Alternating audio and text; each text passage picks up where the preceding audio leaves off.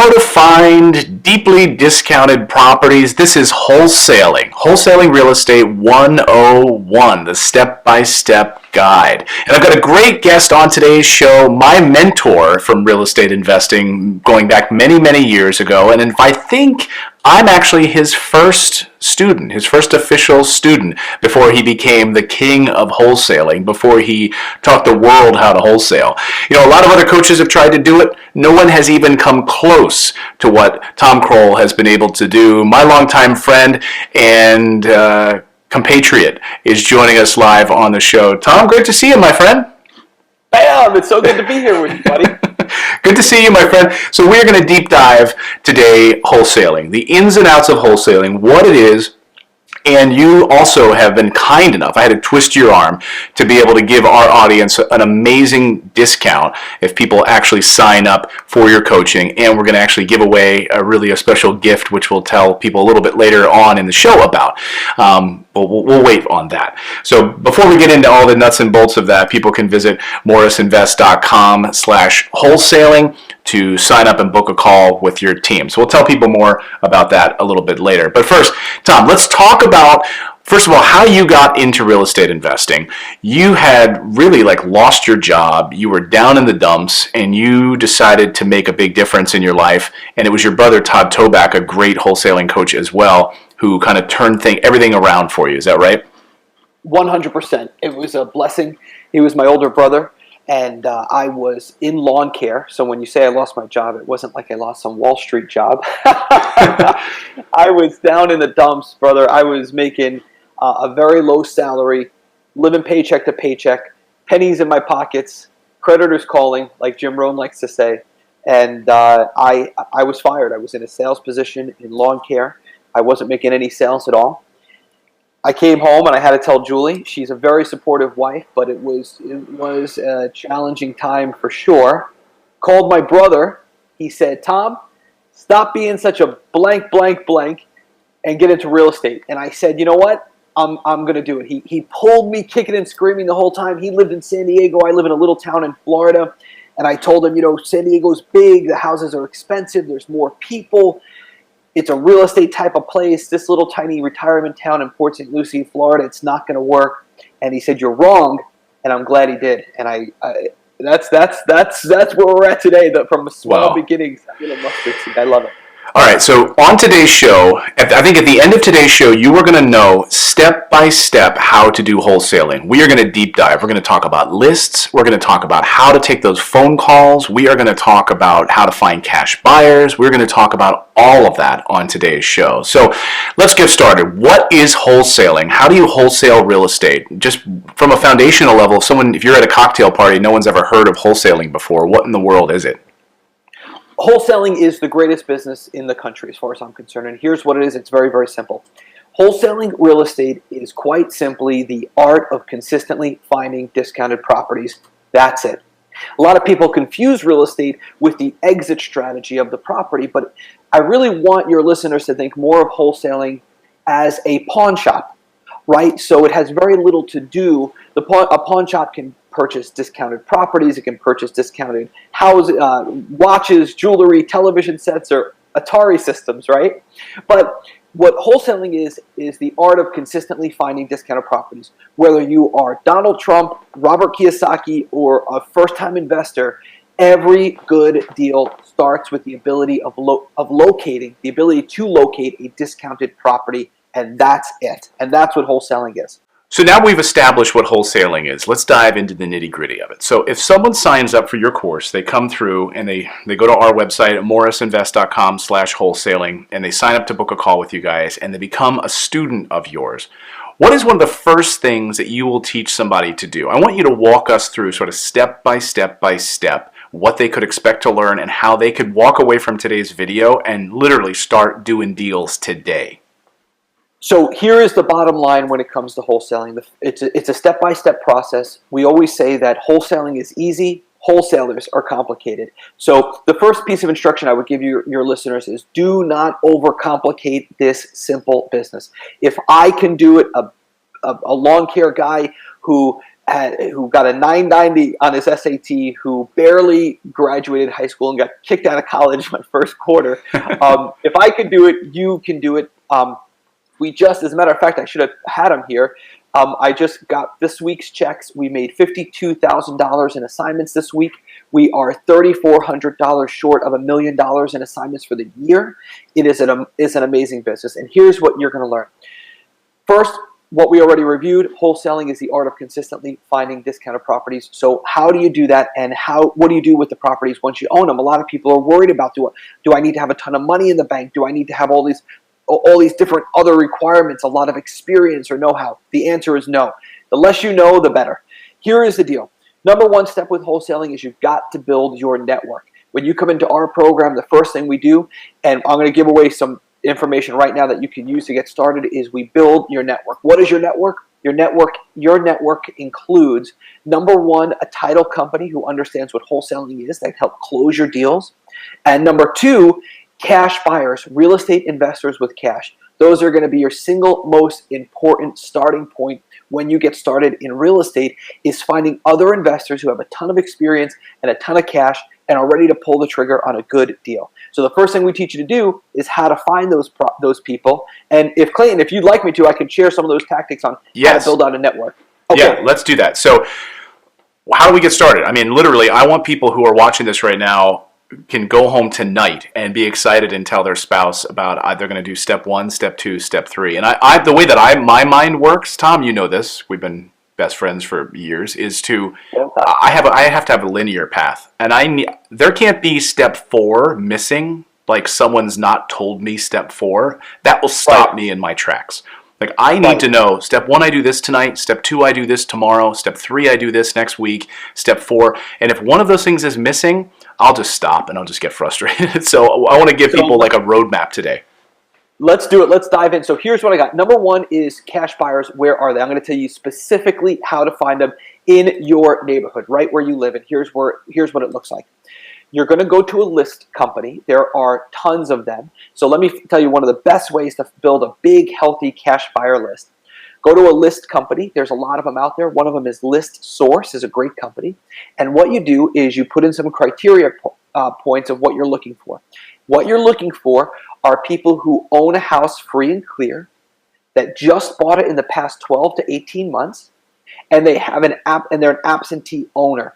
So you're looking for people who own real estate, that don't live in it, they're absentee, and they own it free and clear, meaning it's 100% equity. And single family residential, meaning that you're looking for single family homes because that's what you're going to be dealing in. That is it. You pull that list, and then you call those people and you say, hey, listen, I'm just getting started in real estate investing. I have no idea what I'm doing. If I find a good deal, can I let you know about it? And you start to build that network. And that is it. Easy peasy, lemon squeezy. Let's unpack that a little bit. Okay. So these are the finding the cash buyers. So let's go back again. You go to listsource.com. And what is the criteria? Again, I want everyone who's watching this, rewind the video. You can watch the replay or write it down right now. What is the criteria that we type into listsource.com? Criteria is you're looking for your county, number one, so the geography. Number two is equity. You're looking for 100%, meaning that they own the home free and clear. Number three is that you're looking for the type of the property, which is single family residential. That just means a single family home. And number four is they are absentee owners. That means that the property address is different from the mailing address. That would indicate that those people are most likely an investor. Okay, so they own a house free and clear in the zip code that you want to do your wholesaling in, right? Maybe and you'll notice, because you might notice when you do this list that that person owns 4, right? He owns them free and clear, but he doesn't live in them. He lives in Arizona. So he's buying in your neck of the woods because he's a cash buyer and he sees that as an investment opportunity, either to buy, for buy and hold, right? So he owns that 100% equity, and now you're getting his address, right? You're getting his mailing address, and will you also be able to get his phone number or no? Ideally, that's what you'd want to do. So what we do is we do something that we teach called skip tracing the list. Skip trace just means that you go and find that person's phone number based on the information from the list. You call them, make sure their phone number is not on the do not call list, and you say, hey, Sally, this is Bobby. I'm looking to get into real estate. If I find a good deal, can I let you know about it? Here's a point Clayton, that I want to go over. A lot of your listeners are saying, well, I don't know what I don't know. And what would I even say to these people? There's this old advice that people say, it says, act as if. And I would suggest that that's the worst advice ever given in not just business, but in life. Do not act as if. People will, especially cash buyers, real estate investors, they will root for an underdog. So if you don't know the answer to a question and trying to pretend to be somebody instead of doing that, or be bigger than you are, reduce yourself. Less ego, right? Say, I don't know. I really don't know the answer to that. I'm just getting started. I don't really know what I'm doing. If I find a good deal, can I let you know about it? Just get that to that point in the conversation. I love that point. And this is something that so many people make the mistake of. If they go to like a local real estate meetup, they'll go in there pretending that they're somebody they're not, right? Right.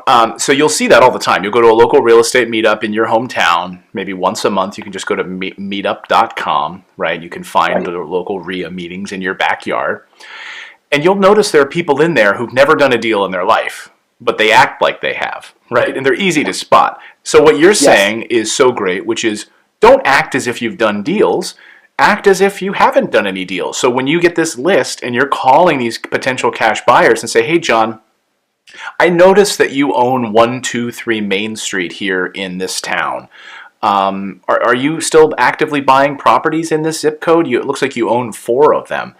Yeah, I am. I'm always looking for a good deal. Well, great. I'm actually new to real estate investing. I just got started. I'm out there kind of boots on the ground, pounding the pavement, trying to find a great property, some great deals. I'm totally new. Would it be okay if I find a good deal to send it your way and you let me know if it's something you'd be interested in? And that Exactly sort of right, yeah. being totally deferential to that person and not pretending like you're, hey, my name's Clayton, I've done thousands of deals. Maybe I'll bring you a deal if I... No. Act as if you've never done a deal because you haven't done a deal, right? Well, what Tony Robbins teaches us is the communication, by definition, is not what you intend, but the response from the other person. So if you put yourself, these people who have a lot of cash, if they see that you're just starting out, you have a nice smile and good energy, they want to reach down and help you. It's to their benefit to do that because they'll feel like they have some control over of a resource that's going to be bringing them deals. When you act better than, it destroys that whole relationship. So I would suggest that's exactly the route to take. Yes, that for sure. Okay, so now we've established this, and before we move on, people who want to sign up and get coaching from you, you guys are, I twisted your arm because you don't ever do this, but you guys are offering a huge discount for the people watching and listening right now, for the people who come to our website at morrisinvest.com/wholesaling.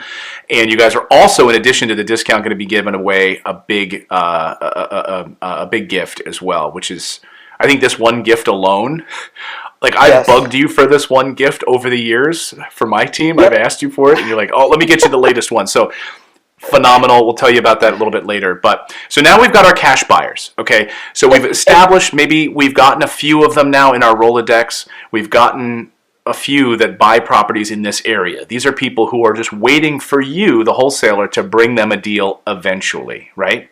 Right. Okay, so we've established that part. What's next, and how many of these cash buyers do we want when we're getting started? Sure, great question. So we, in our tribe, we call ourselves rhinos. We built this whole entire organization of real estate instruction over from a book called Rhinoceros Success from Scott Alexander, who's a good friend now and just a great person. But we force you to have 150 before you start looking for any kind of deals. Now, I will say in the course, we do have 5 or 6 other methodologies to find really big cash buyers that will take every deal that you find. So we do discuss that in the course, but this is a great starting point to not get overcomplicated. And once you have 150 is the starting point, then we go to find the deals. And that's where the rubber hits the road, because the cash buyers, we always say, are a dime a dozen, but the deals are what you want. That's the key. Perfect. And we've got people in the chat today chiming in. I love this. Mujanji says, Tom Krol is the real deal. Take notes, guys. Awesome. Okay, so people are taking notes. We've got our cash buyers now. We've built up a nice list of cash buyers. Now we need to start finding the deals. What is the next step in your course? How do we start finding the deals? So this is interesting. So first, let's just start this conversation, Clayton, at 50,000 feet. So I want everyone to understand, because this is what stops so many people. First of all, you have to understand that the deals are out there. You have to overcome that hurdle, right? Because if you speak to an agent right now, for instance, a real estate agent, and you say, I want to buy a home for 30 cents, 40 cents, 50 cents, 60 cents on the dollar, they will literally laugh in your face. Literally. They will say, you're crazy. There's no way. That's impossible. That was when the economy was bad. The economy is now good. People are fighting over deals. It doesn't exist. So the first thing you have to understand is you have to understand that these deals are everywhere. You have to get over that mental hurdle, or this is not going to work. So, and before the end of this video, Clayton, I'm going to run out to my kitchen counter. I just picked up today's checks for over $52,000 in assignments, which is just an incredible amount of money. We're going to hit $1 million this year from just believing that. So that's number one. Number two is coming down to like 40,000 feet is you have to understand that what you do as a wholesaler. Now, this is critically important. If you can understand this part, this is like the whole game, and you will become a millionaire wholesaler in no time. And it's this. You have to understand what you do as a wholesaler. And this is what you do. When any homeowner goes to sell their property, there are 3 criteria pieces that they get to choose from. And they could have 2 at the sacrifice of the 1. And here's what they are. Speed, how fast do they want to sell the house? Convenience, how conveniently do they want to do it? And price, which is how much do they want? As wholesalers, most people in the country, most Americans who sell their home, they want price and convenience, and they're willing to sacrifice speed, or they want price and speed, and they're willing to sacrifice convenience, right? So these are the people that will have their own open houses. They'll bake bread when the homeowners come over. They'll do an open house every weekend, right? These are the most people want speed and price, or they want convenience and a high price. We want the people who want speed and convenience, and they're willing to sacrifice price. This is why we always say we're more like a pawn shop than a real estate business.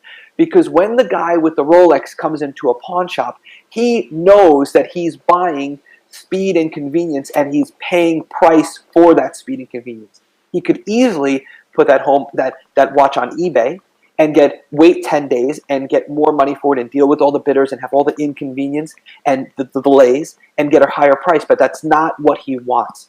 So it's very important that you understand that, because if you don't understand what you do, there's going to be a lot of confusion, and you're going to make the deal about the wrong pieces of the puzzle. Right. Wholesalers do not win on price. We win on speed and convenience. If the homeowner says, I want the highest price, you can get right to a no and say, instead of dancing around it, right, always be a truth teller and a truth seeker. Tell the seller, I'm not going to be the highest offer. I can do this quickly. I can send a mobile notary. You don't have to come to the house. I'll make it convenient, but I'm not going to be the highest price. So that is number 40,000 feet. Let's go down now a little bit lower and say, where are these houses in your county? So right. In every county, here's where you want to look in general. There's a few different things. First thing that we do, one of the things that we do in the course is we teach you how to sort your zip codes by the hottest zip codes in your county. And the way we do that is we just do that by telling you we teach you a method to find where all the cash transactions are happening per zip code. But let me give you more of a general idea of that. What you're going to find is in every county is divided up into 5 different sort of areas. You have the worst areas where the cheapest homes are.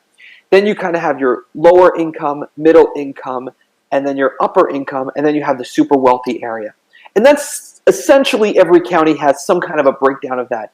As a wholesaler, we're going to typically live between like a 1.5 to a 2.5. That's about where most of your properties are going to be. So for targeting purposes, that's where you want to live as a wholesaler, where those sellers live.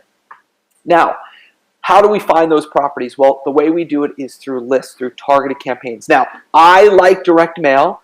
Not everybody likes direct mail, but here's what I would suggest that you do. Whatever channel you choose to find these discounted properties, and when I say channel, I mean marketing, here's a really common hiccup that a lot of new wholesalers make. What they'll do is they'll have a mixed bag of approaches. So if you speak to somebody at a RIA meeting, a Real Estate Investors Association, about how they're trying to find their properties, and let's just say they're struggling, they always have the same answer when you ask them, when you ask them, how are they finding their properties, they'll say this. Well, I sent out a few handwritten notes. I made a few calls to agents. I put out a few bandit signs, and I also put up a website. When you speak to somebody who's consistently making $50,000 to $100,000 a month in profit wholesaling, they always have the same answer.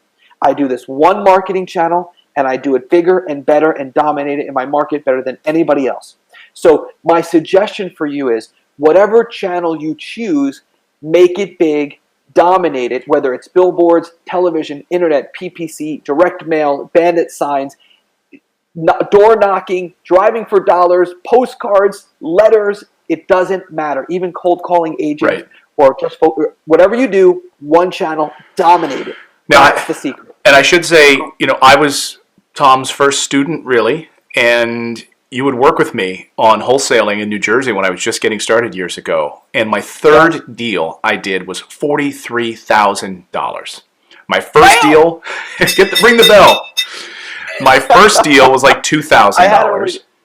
But when I was putting all of this together, I paid attention to what you were saying, which is you need to stick and be consistent with your marketing. So many people, when they're just getting started, they've got their cash buyers, and they start doing some marketing to find off-market properties and finding motivated sellers.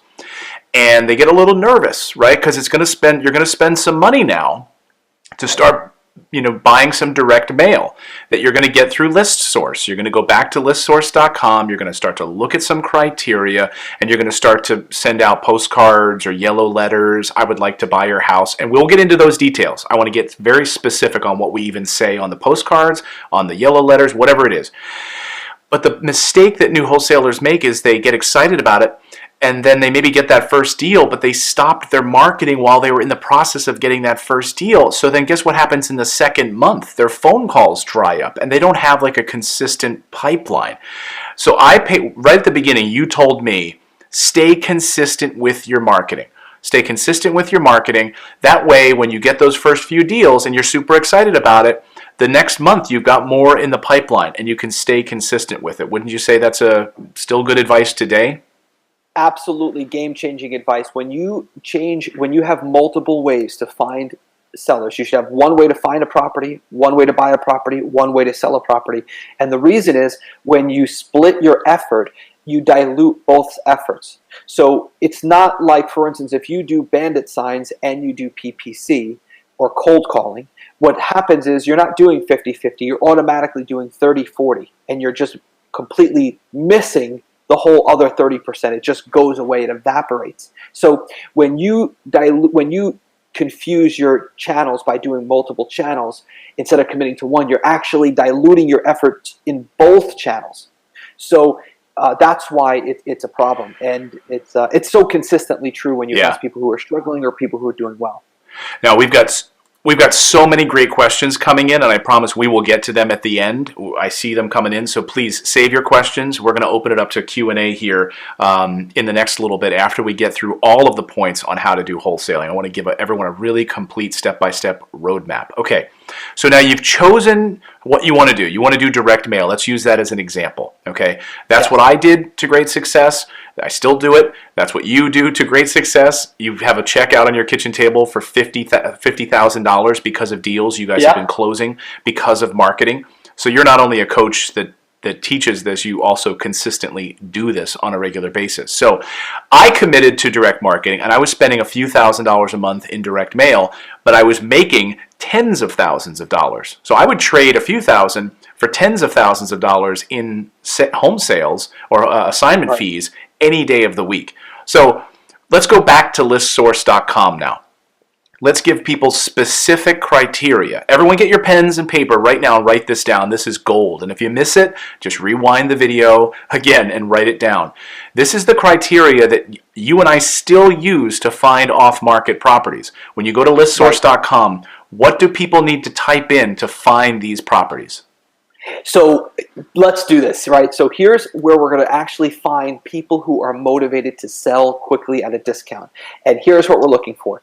When you're looking for motivated sellers, the number one most important thing that you need to be a wholesaler is one thing. This is the most critical part. and it's equity. And for anybody who doesn't understand what that means, it just means that the homeowner owes less on the property than what is the property is valued at. So if the house is worth $200,000, they have to owe less than $200,000. And the good news is many list companies in the country will provide that exact information. So first thing you do is you pick your geography. You can do that by your whole county or your zip codes. Number two is you pick the equity. You've got to do equity. So the first thing you do is you do equity. You can do a percentage of equity. We'd like to do an equity percentage anywhere from like 40% to 100%. That means that they either own the home free and clear, or they're at 40%, meaning that there's enough equity in the home for you to do a deal. Does that make sense, Clayton? Right. So let's go over that criteria one more time. The equity. Let's talk about that. Okay, go ahead.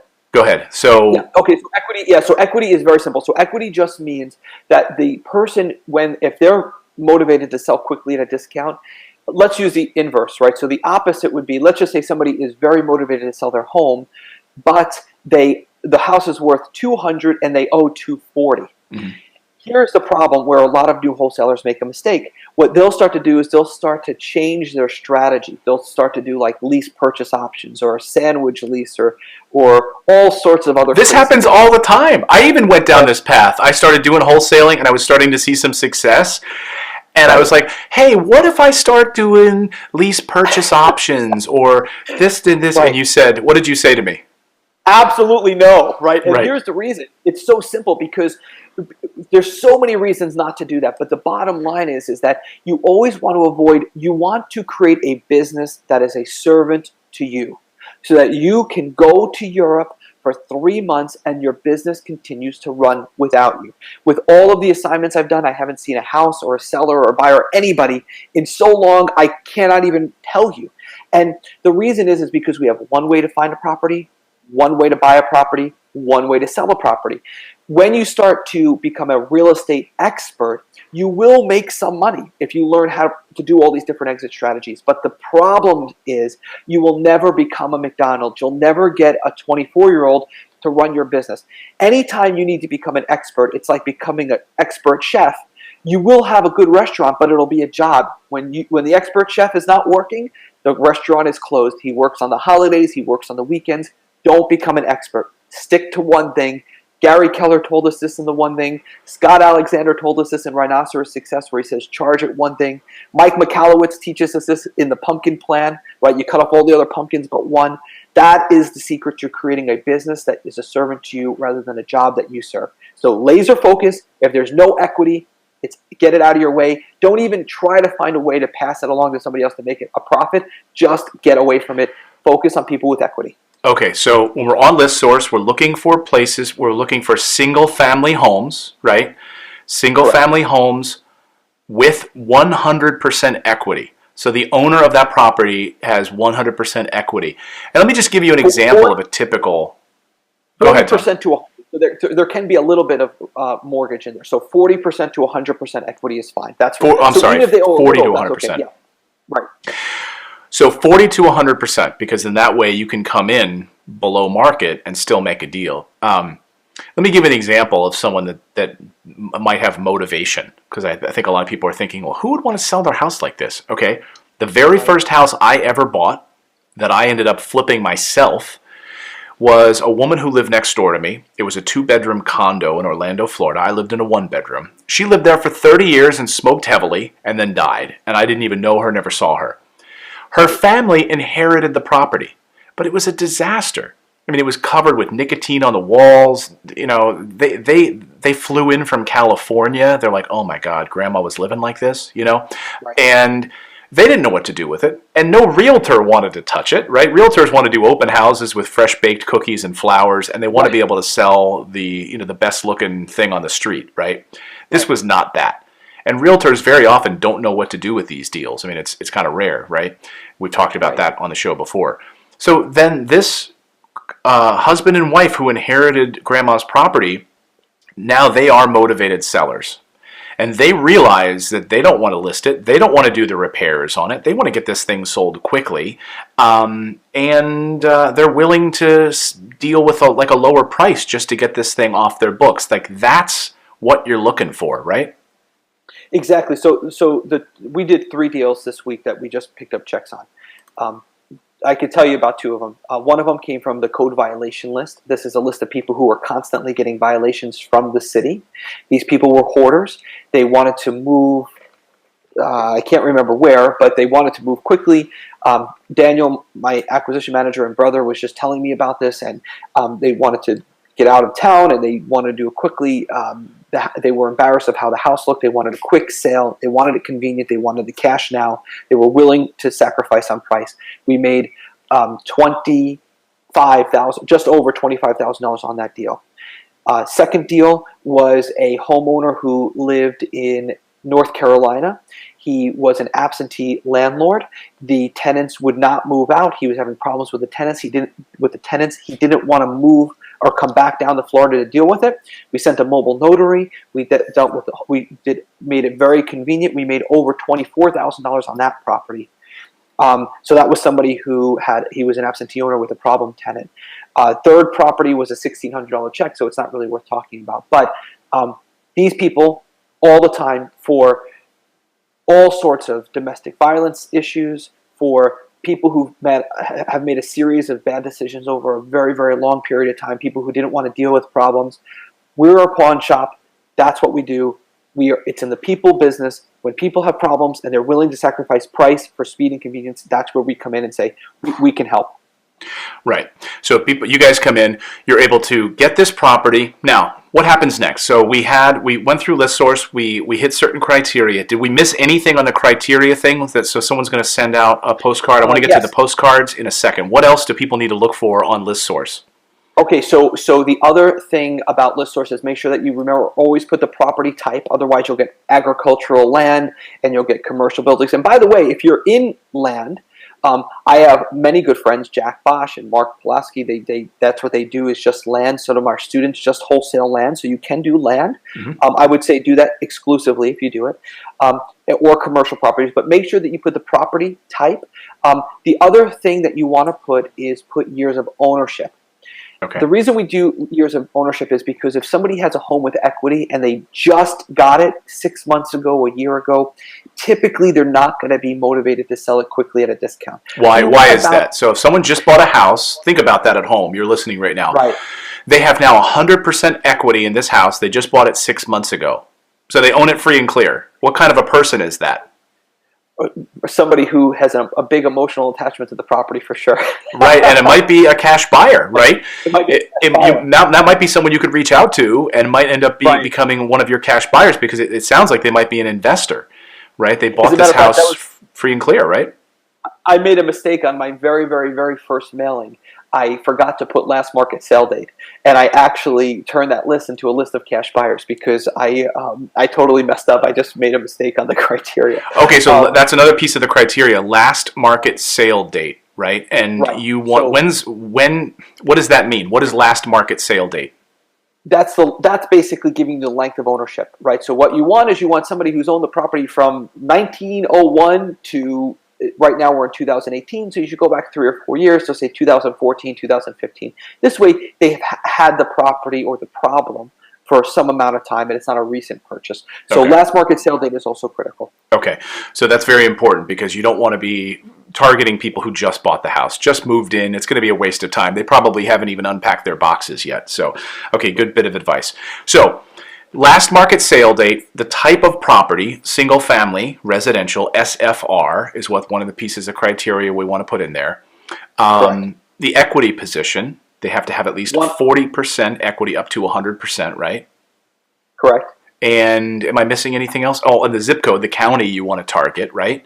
Anything else? One other one that's critical that I'm going to share with your audience, which is the age of the homeowner. Now, this one is key, because what we find is, after doing now hundreds and hundreds and hundreds of deals and thousands and tens of thousands throughout all of our students, is that the typical seller is going to be older than 40. So I suggest, instead of targeting 20-year-olds and 30-year-olds, target 40-year-olds and above. Okay, great. So those 5 pieces of criteria, that's really all you need, right? That's it. Easy peasy, lemon squeezy. Exactly. So now you've gone into ListSource, And another great thing through your program is that you're going to pay like almost nothing for this list if they're a student of yours, right? That's true. Are we allowed to talk about that? Yeah, we created an exclusive agreement where we do not get any kind of affiliate commission or anything whatsoever for the vendor that we provide for. We have 2 different list companies, actually 3, that we provide. We have absolutely no, meaning when you buy that list, we don't make any money. And we did that to keep the price as low as possible. One of our lists is 3 cents a name, which is absolutely just mind-blowingly low. And if you're not in the course, then you end up paying like 20 cents a name or something. Right? Oh yeah, it could be like from 12 to 25 cents a name, or even way more. Yeah. So we actually have another list now that is exclusive to our tribe members, and that list is 2.9 cents, so it's less than 3 cents a name, which is awesome. So people, awesome. As a matter of fact, I was on a phone call yesterday with Brett from Gainesville, Florida, who just did one deal. He made $10,000 on. This is a list that costs less than 3 cents a name. Just collected a $10,000 check, and now he has another one closing next week for another assignment fee. And that was Brett from Gainesville, Florida. I remember Brett because my son goes to UF in Gainesville, so that's how I know. That's awesome. Where he's at. But yeah, so it's amazing. So yes. Okay, so that's great. So when we go through your course, and again, you've signed up through morrisinvest.com/wholesaling, and Tom and the team are going to give you a huge discount. Right. I mean, we're talking a lot for signing up through our link today, which is awesome. So I had to twist his arm for that because they don't do that. So the holiday spirit, I guess. Okay, so let's talk about that. We've got the criteria from our list company that we've chosen, one of 3 or 4 list companies that you guys provide. And then we get that list, and how many typically is on a list? I mean, I guess it could range, right? I was in New Jersey. It was a very densely populated area, so I would have lists of like 30,000 people. And I would break up those mailings in chunks of like 8 to 10,000.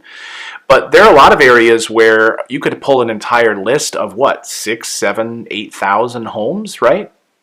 So I'll give you guys a little bit of insight into the list. So let's be completely open here, right? And let me give you the good, the bad, and the ugly. So number one, when it comes to lists, different conversion ratios are different. Let me give you the 50,000 foot view. Number one, 50,000 foot view, go broke marketing. And I know that that's advice that is very contrary to most people who teach and coach real estate investing. My position is, if you really stink at real estate investing, let's find out quick. So take your money, spend it on the investing, on the marketing big time, and if it's not going to work, we'll know. The problem with doing like little drips and drabs of marketing is if you really are not good at this, you're not going to find out. It's going to be a death by 1,000 needles. So let's go, when it comes to marketing, go big or go home. So risk it, take the risk, and go and do it big. That's my advice. Number two is you have to understand that based on geography and where you live, that different lists are better than other lists. And more importantly, sometimes it takes more mail or postcards than it would if you live somewhere else. So for instance, if you live in San Diego, California, that is going to require a lot more mail than if you live in Jackson, Mississippi. It require less mail. That's because there's less investors and there are less houses and it's a smaller territory. So you have to be cognizant of that and just make sure it's something that you consider. As far as that goes, though, yeah, it's going to be based on the list that you pull and where you live. Some are going to be huge, tremendous lists, and others are going to be super targeted lists that are 200 or 300 people. Now, I promised people we're going to give them the farm today. We were going to give it all away. So we've got one list, which is just the main equity list. But then, as you mentioned earlier, we've got code violations. So if people, that's a perfect example. Someone hasn't shoveled their snow. Someone hasn't cut their grass, someone hasn't fixed up their windows, you might get a code violation from the city. Guess what? That gets registered at the county. And then you can pull a list from the county of people who have code violations on their house. And as you like to say, that's like someone raising their hand saying, I just don't care about this house anymore. Right? If you have high grass that's like 1.5 feet high, which is what it takes to get a violation from the city, that means something's wrong, right? And the same is true of like a tax delinquent list. So you can even get code violations, equity, and tax delinquent. That's another person raising their hand saying, You know what? I haven't paid the taxes on this house for 2 years. I inherited this thing. I live out of state. I don't even want it. I got it from Uncle Tom, who passed away. That's Right. another person raising their hand, right? 100%. So the answer to that is yes. There are in the tribe with our students. We discuss about 14 lists that we're constantly Wow. going through. What I can tell you is two of those other lists are going to be tax delinquent, people who are behind on their taxes, and they are clearly motivated. The other is going to be code violations, and code violations really, the suggestion I would do with code violations is if that list, get it from the county, the township, the municipality, or the city that you live in directly. If it's difficult to get, work harder to get it. You're just not working hard enough. The list does exist. Trust me, because if you don't pay your taxes or you don't mow your lawn, you're getting a letter from someone eventually. So Right. if you want to test it that way, you can, but the list does exist. Don't listen to anybody who tells you otherwise. Get it directly. And when it comes to code violations, what I will share with you guys is don't be specific about the code violation. Anybody who is getting code violations for any reason is a potentially motivated seller. So mail all of them. Don't just try to pick out one particular violation over another. Okay, perfect. So we've got the criteria. Now we're ready to put a stamp on an envelope. Okay. Am I doing this myself? Am I going to going to Office Depot, getting a big stack of envelopes and buying a whole bunch of stamps, and I'm writing out by hand? So, Right. number one, am I doing that myself? And number two, what goes on this mail piece that I'm going to send to that motivated potential seller? Awesome. So, a few things. Number one, the answer to your first question is no. You do not do it yourself. There are mail houses all over the country. If you're a student, we have a mail house that gives you a super discounted price. But the bottom line is do not do it yourself. The second part is let me discuss whether or not you should do a postcard if you're doing direct mail or a letter. Here are the advantages and disadvantages. If you do a letter with an envelope and a handwritten font letter, you will actually get more phone calls. It has a higher response rate. However, it's going to be about 3 times as much money than if you do a postcard. So you have to make that determination. I will tell you that for me personally, I like postcards. That's what we use. Let's talk about what the postcard should say. So let's keep it simple. There's two different types of postcards to send out. There is the corporate company postcard that comes from a house buying company. I would suggest not to start with that one. So that means like one of those fancy cards that comes with like logos and is all glossy and it's like all like a realtor would send out, right? Exactly, the wrong postcard for who we're looking for. This is What gold. we want- Pay attention to this because Tom's team tests this with all of their students. They have, thousands of students across the country, and you have international students as well who will. We do. Yeah, who will mail in the U.S. So you're getting all of that data from your students on what works and what doesn't. Do not use one of those glossy realtor cards. They just don't work, Right. and realtors don't know that, by the way. Absolutely true. I would definitely stay clear. So steer clear of that. And what I would do instead is the cheaper, the better. No gloss on the card. The card that we send out, it is number one, it is from Tom, the local friendly wholesaler. Where you live, I have a return address where I live in the same city. It looks like it's handwritten and it's not glossy. It is not. There's no laminate on it. So that's what I would suggest. So number one, the worse looking, the better. Yes, the cheaper, the worse looking, the cheaper, the better. If you're paying too much, you're not just paying too much. You're losing. So I would go cheaper is better. Number two is it should be from the local friendly investor. So put your name and phone number. Do not put, I would not use a company. And number three is keep it really simple. Remember go back to the beginning part of this conversation. What do you do as a wholesaler? Your message is speed and convenience. That's what you sell. They give you price, you give speed and convenience. So your postcard should relate that message. Hi, this is Tom. I'm looking for a house to buy in your area. I can pay all cash. I can close immediately. Tom, phone number. God bless. That's it. Easy peasy, lemon squeezy. The other thing that I would suggest, Clayton, is that if you are just starting out, do not use your cell phone number and do not use a Google Voice number. There are all sorts of solutions out there for a phone number, but what you want to do is you want to have it to go directly to voicemail. Don't do live answer, and then call those voicemails back immediately. Okay, There's very, a very whole- important. Yeah. You just gave away some gold there. Okay, so postcard just says something like, "Hi, I buy houses in this neighborhood. I noticed your house at 123 Main Street. I'm interested in buying your house. Please give me a call if you're interested in selling. Tom," and a phone number. That's it. Just keep it simple. Simple. And by the way, you have all this stuff in the course, which is super, what works, the handwritten stuff, all that.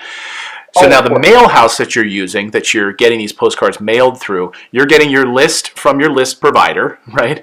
Right. And it's going to be like on an Excel spreadsheet or a CSV file? CSV file.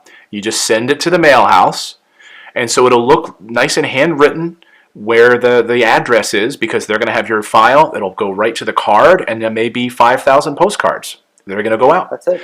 You want the return address, because you want to be able to hang on to those cards if they get returned, because the post office will write on them sometimes. They'll write, these were my favorite, right? The post office will say, gold for real. Yeah, these are gold. So save these, right? They'll say vacant, right? So you get those cards, go through the ones that say vacant later on. We'll get there, right? Because guess what? Now that the house is vacant, that's a gold mine of a house, right? Yeah, that's what you're giving is a gold nugget right now. So a lot of people throw out their return mail. Do not throw out your return mail. I'll buy it from you if you're going to throw it out. It is absolute pure gold. So you're going to skip trace those things. You're going to find out where the owner of those properties live, and you're going to do a lot of deals that way. So absolutely. That's part of the program, yeah. Perfect. Okay, so we send out those postcards. We have our list. We send them out. Then we set up a voice phone number that's not our personal cell phone, that's not a Google Voice number. Don't do that. You sign up with there's a number of different calling companies, which are really affordable. They're like $20 a month, where you get a dedicated phone number. And you're going to set up a dedicated voicemail. What should the voicemail say when that person calls that number because they want to sell their house, or they're just tire kicking and they just want to know what you can do for them? Man, he's really digging for a lot of gold here that we don't usually give out, but I will give you this. So here's what we got. So here's what we got. So the voicemail should match the tone of the postcard. So, "Hi, this is Tom. If you're calling about a property you're selling, please leave me." Now, this is the key, guys. So the ones who are really listening, listen to what I say here. The voicemail should say, "Hi, this is Tom. If you're calling about a property you're selling, please leave me your name, phone number, and address of the property you're wanting to sell, and I'll get back to you as soon as possible." Now, why do we ask for 3 pieces of information? Here's the reason. When a homeowner calls in and they leave their 1, name, 2, phone number to get back them with, and number 3, address of the property, they are super duper motivated. Super duper motivated. That's why. So right, because if they leave a voicemail, they're like, "Hey, I got a postcard at my house. What do you want?" Right. And they leave a voicemail, but they don't leave their name. They don't leave their anything. They're like, "Yeah, you want to call me back and make me an offer on my property?" And they just give you the phone number. Right. That's clearly not motivation, right? Absolutely, yeah. So the bottom line is, it's not always easy to spot every deal, but it's very easy to spot the low-hanging fruit, and the low-hanging fruit is all 3 pieces. So in our office, when I was first doing it, when I was back on the road myself, the VA, Lorena, who I love, she would call me and say, "Tom, they left all 3. Call them back right now. Hang up with your current call." And she'd be texting me on WhatsApp while I was on the phone. So yes, that's another great point, right? You can hire a virtual assistant using a service like Upwork.com for very, very inexpensive internationally to sort of be monitoring that voicemail inbox. And so the moment a call like that comes in where there's motivation, you're getting a notification from your team that you're paying very inexpensively. This is how you scale a business, okay? So you're not doing this all yourself. You could be at the office working your 9 to 5, and guess what? Your virtual assistant who's in the Philippines sends you a WhatsApp message or a text message that says, "Tom, you better step out in the hallway and make a phone call. We got a motivated seller." Now, exactly right. So now we call this person back. This is what you are going to give away today, and I am super excited about it because, my friends, this is gold. The script, the phone script If they sign up today, you're going to get the actual script. But just so, we don't want to give it all away, but just give them like a basic kind of overview of what I'm looking for now when I get on the phone with them. So the script has been tested and tweaked and tested and tweaked so many times over that it is a sword that is so sharp it will cut through all the fat and find the motivated sellers, and that's what the script is. Think of the script as a filter. What it does is it only allows through the motivated sellers, and that's what it's doing the entire time. The other thing that the script is doing, and this is so key, guys, for anybody who wants to get into this business, the wholesaling script, what it does is it teaches you very quickly the reverse method or the pull away method, right? And what that means is if you are on a date with a girl or a guy and you're sitting there having dinner, there's something that is called mirroring, where if the person leans back, you shouldn't lean in. What you should do is lean back also. But what happens is people are so used to chasing deals, or people, depending if they're dating, that it has the opposite effect, that you repel people. It's like chasing a dog, right? So if you want to catch a dog, if you run after it, what does the dog do? It runs away, right? But if you want to catch the dog, you run away from it. What does the dog do? It chases you. So this script is going to teach you how to do that by just using simple, proven sentences. And what the script does is it identifies who's motivated. So, for instance, there's little subtle things in the script. I'll give you the first 2 lines. Hi, this is Tom. I'm calling about the property you have available. Now, that's the first line. What's so good about that line? Why is that so important? Because it assumes that they have a house available, and if they don't, it's always pulling away. As soon as they start to speak, we interrupt them and we say, sounds like I caught you in the middle of something. Now, why would we say that? Because what we're telling them is that this isn't that important of a phone call to us. If you're busy, if you're watching television, we'll go away and call back later. So often you gain control right on those first 2 sentences, because the seller will say, oh, no, I was just watching television, but I can talk, go ahead. And you say, are you sure? Because I don't want to bother you. And they say, oh, no, it's fine. So right from the beginning, you're gaining control of the conversation. And the good part is you don't need years of sales training. You don't need years of negotiating training. The script does it all for you. It's done for you. So if you can understand the script, you can, even if you take this and you never do a deal and you just want to find your next vacation home at a discounted price, this is the script to have, no doubt. Yeah, just book a call and you'll get the free script, okay? I mean, even if you never do a deal, just do that at least. And the way to do that is very, very simple. Here it is again. Just go to morrisinvest.com/wholesaling to book a call with their team and get a copy of that script, which is just gold. So now we identify motivation, right? Yes, I've got this house. What's next? Do I get in the car? Do I go right out there? And how do I put an offer together? What's the next step in this process? So this is such a common question. So now that you have a deal, what do you do? Now that you have somebody who's raising their hand and saying, yes, I do want to sell at a discount, which happens all the time. So those deals are out there. What do you do? Well, the most important thing is know this. You cannot mess up a motivated seller deal, but what you can do is lose it. And the way you would lose it is by not having speed, sense of urgency, whatever you want to call it. You could call it speed of implementation, sense of urgency, but delaying and procrastination are the #1 ways that you are going to lose a deal. The minute you know you have a motivated seller, you've got to get to that house, build rapport, make it about the problem, not about the property, and you've got to get that property under contract ASAP. Under contract ASAP. That is the name of the game. Okay, so in the course, of course, you have the contracts. It's just a basic purchase agreement, which allows you then to take control of the property, right? So you have a purchase agreement, kind of. I used to bring them with me in like a little clipboard and go out to a property, meeting with the seller. I'd walk through the property, see how much work it probably needed, and you kind of go through all of this in the course.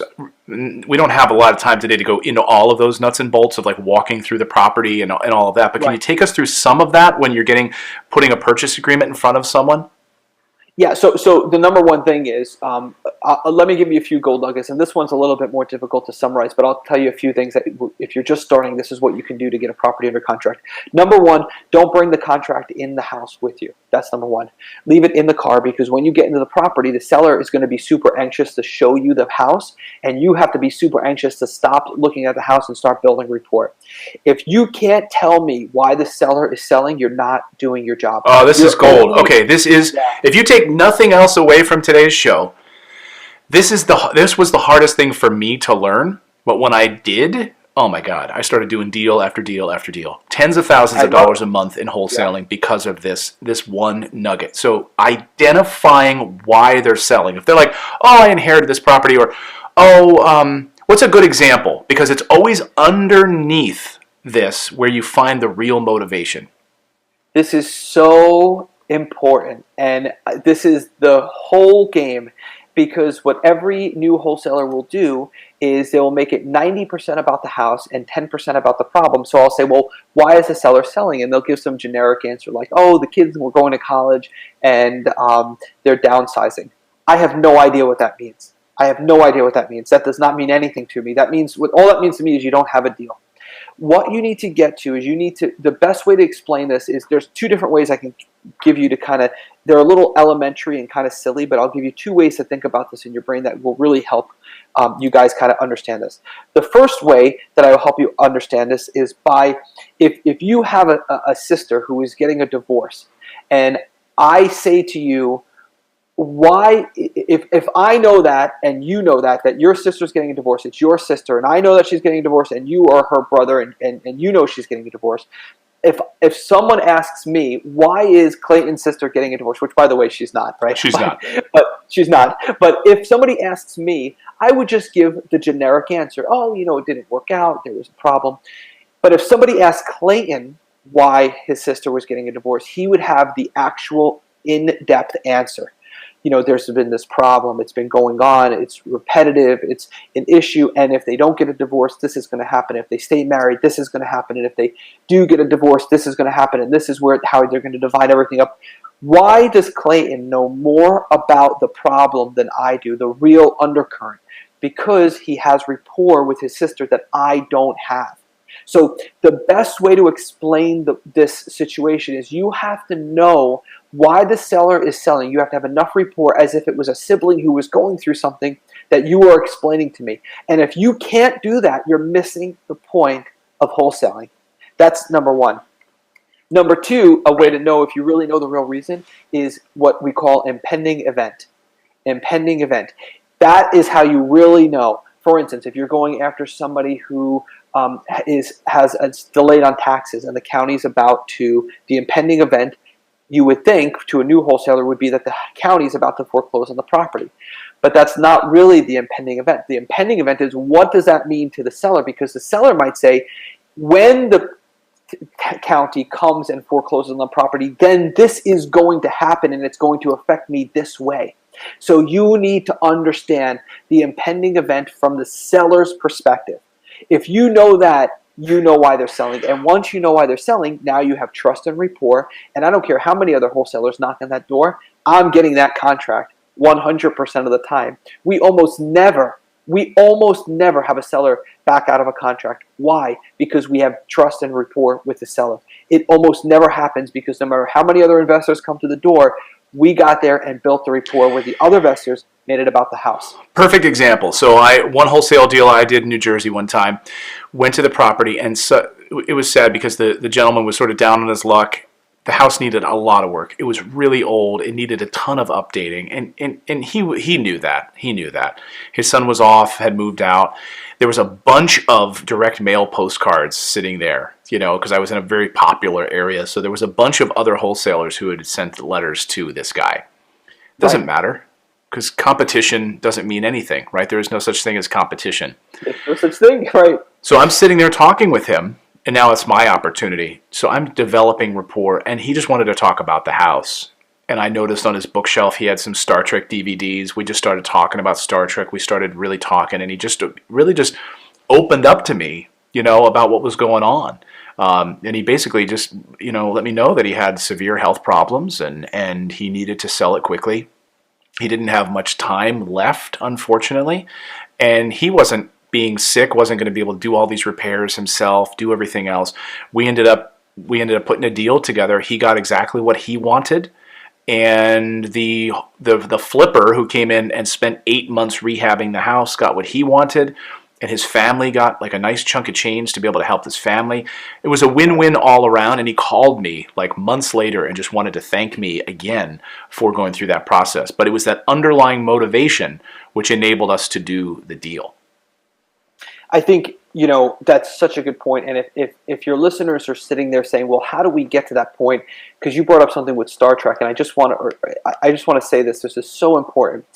A really simple little hack to get there right away and to create a powerful position for yourself and not to operate from fear, but to operate from abundance is ask the seller two different questions. The first one is, Mr. Seller, this is a really nice property. Why don't you list it with a real estate agent? You can get a higher price. It'll take a little bit extra time and you'll have to spend a little money fixing it up, but you'll get a higher price and you can sell through an agent. And the seller will say, no, I don't want to do that because of this, this, and this. And then say, well, Mr. Seller, this is a nice property in a nice area. Why don't you fix it up a little bit and become a landlord, rent it out to tenants? And the seller will say, no, I don't want to do that because this, this, and this. You have to eliminate every other option except for them doing business with you. The problem is if you're afraid or if you're operating from fear of losing the deal that you don't even have, you'll never ask those questions, and you'll never ask those questions, but also you'll never get to the truth. You always want to be a truth teller and a truth seeker. You're never going to, and this is, I think, the best news of all when it comes to wholesaling.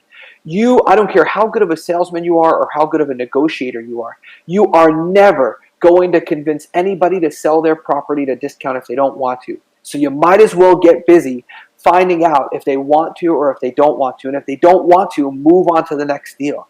So don't operate from fear, operate from abundance. Know that you're surrounded by these deals. There's deals everywhere. Just go for them. And if the seller doesn't, if they don't want to do it, that's good. But you'll find most times that they do when you're at that stage of the game.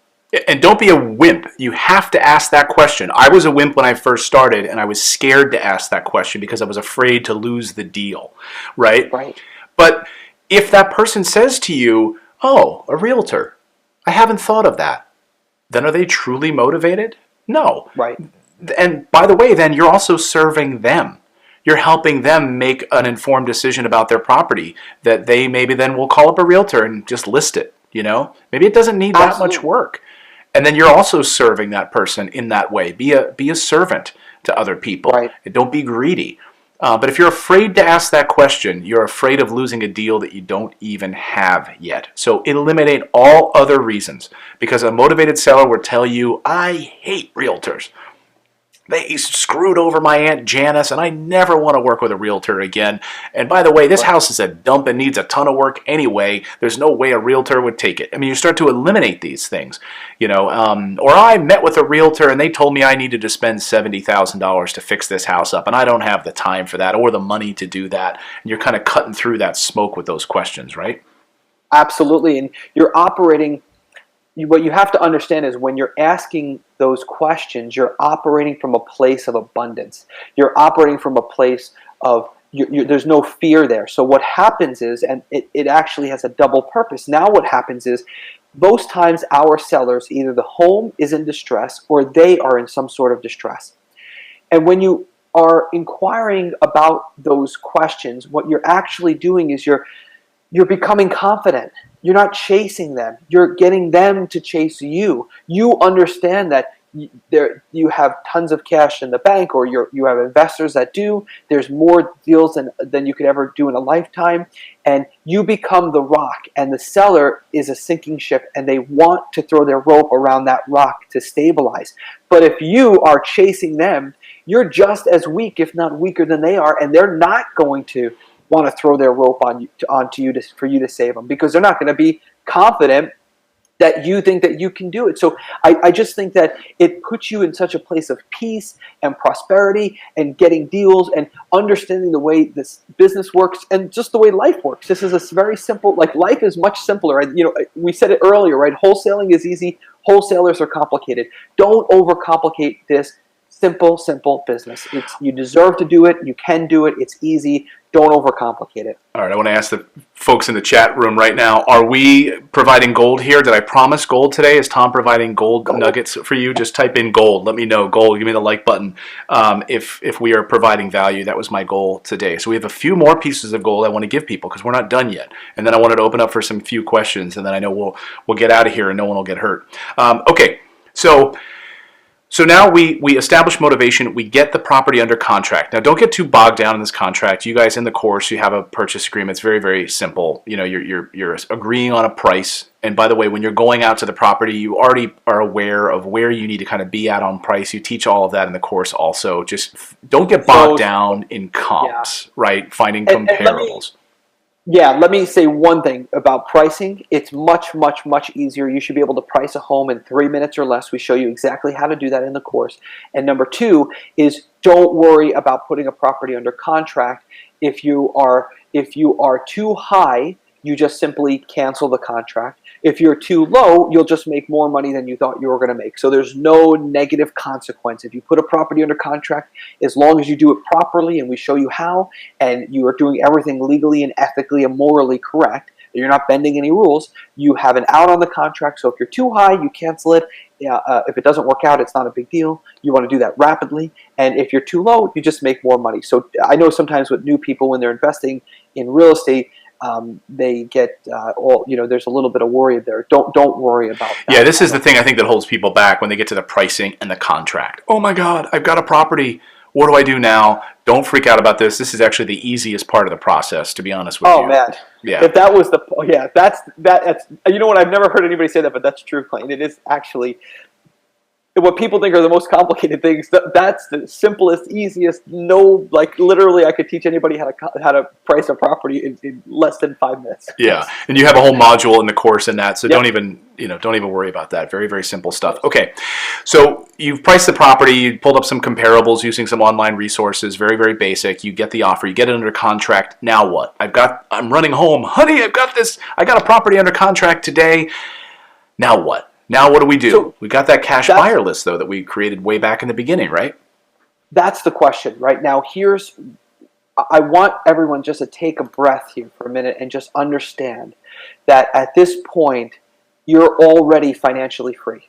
You've already understand the most important pieces of this new way of thinking, this new way of living, right? You understand now this is financial freedom. Once you have a good property under contract at a good price, you've already won. Let me preface the conversation by saying this. Quite frankly, I don't care what you do with it. I really don't. So let me go over the exit strategies, because this is where you leave wholesaling and then you could go into your niche. If you are a rehabber, you simply go to your hard money lender or yourself if you're funding your deals, and you buy the property, and now you just bought probably the best rehab property you've ever purchased in your life, bar none, because you got it at below the normal price. You got it at a wholesaler's price, which is the lowest price out there. So if you're a rehabber, you've done that. If you are a landlord and you buy properties to rent out for a portfolio that you keep for passive income, you just won the game. You just bought the cheapest property and the highest ROI property you'll probably have ever purchased in your life. If you are just a regular investor, you can buy the property with hard money and you could put the property on MLS and resell it for a quick profit. If you want to assign a contract, so a lot of new wholesalers, what they'll do is they will take the contract. Now, you have to make sure that you have a good real estate attorney that is going to give you the assignment contract and teach you how to market that deal, because you don't want to, if you're not a real estate agent, you don't want to sell the house, you want to sell the contract. So your attorney in your state should be this attorney in your state should be able to give you the exact contracts that you need and all the disclosures, but you can just assign that contract to your cash buyer list, to one of those cash buyers, for what's called an assignment fee. That means that you have, let's just say, a $200,000 property and you have it under contract for $120,000. You can take that contract, you can sell the contract, not the house, to one of your cash buyers for, say, $25,000, like just happened, and you can now get a $25,000 check. They buy the contract, you get the check, and the cash buyer will buy the house, not you. So that's one way to do it. The other way you can do it is you can buy the property first. You can use hard money to do that. This is what we recommend when you do assignments: is you get a hard money lender. They are a dime a dozen. You can, we show you we introduce you to a few in the course, but they're everywhere, all over the country. If you have a discounted property under contract, there will literally be a line out of your front door to around the block to lend you money on that deal, I promise, at very cheap rates. And then you buy the property and you quickly resell it the same day. It's called sometimes a double closing. although that term is often misused. But you can use a hard money lender. You can buy the property and then immediately resell to one of your cash buyers for a huge payday. So there's all kinds of things that you can do. But what I want everyone to understand on this call is that wholesaling really has nothing to do with any of those. Wholesaling is the art of consistently finding discounted properties. If you want financial freedom, if you want to buy a vacation home on a mountain in Norway and look over at the sheep in the valley, and you want that, all you have to get good at is consistently finding discounted properties in your neighborhood, and you will have that. The exit strategy is really inconsequential. The money is already made in that front part. So does that? I don't want to get. No, that's perfect because that's the heart of what we do. I mean, that's how we're able to find great properties. We have a machine where we find great off-market properties. We're able then with our teams to rehab them, place, with our property management teams, tenants in those properties. And that's how our clients work with us because we're able to do all that legwork on the front end. You might, though, as a wholesaler, want that quick cash, making $10,000 a deal. You do 5 deals. Now you've got $50,000. You can go out and buy your first property. Right? So the next time a deal pops up, maybe you just pay cash for it and you become your own cash buyer. So there's so many different ways. I mean, when I spoke at one of your conferences, I talked about, you have the opportunity as a deal finder to be a deal keeper, right? And that's where we want to get to. If you're starting out in wholesaling, you can build up an enormous amount of cash, right? You didn't have any rental properties when you first started wholesaling. You were building up an enormous arsenal of cash from wholesaling that enabled you to start buying your first rental properties. So it's a killer way to start amassing cash in order to purchase properties. There's nothing better because as a wholesaler, you produce a ton of cash and the properties, you have a consistent pipeline of properties that you can cherry pick to build your portfolio. And it is absolutely will change your life. I think that wholesaling is the greatest business in the country. I believe that anybody can do it. As a matter of fact, my sister Tracy, as we speak right now, she's a principal at a high school, and she decided to start doing this, and she just did her first deal. She made $8,000 in Baltimore, Maryland, and I just went up there and she showed me the check, and now she's working on getting her second deal. Anybody can do this. We have men, women, all ages, gender, it doesn't matter, full-time jobs, totally broke, it doesn't matter where you start. If you can get good at finding discounted properties in your neighborhood, you will become a multi-millionaire. It is absolutely, no matter who you are or where you start, that is the secret. All these people who you see making a ton of money in real estate, it all starts with a discounted deal. It all starts with a good deal, and that's what wholesaling is all about. That's awesome, my friend. And that's the website right there to go and sign up right now. You're going to get that free script. Put that back up again, guys. Yeah, we're going to get the free script right there. Also a great discount signing up for Tom's program if you go to morrisinvest.com/wholesaling.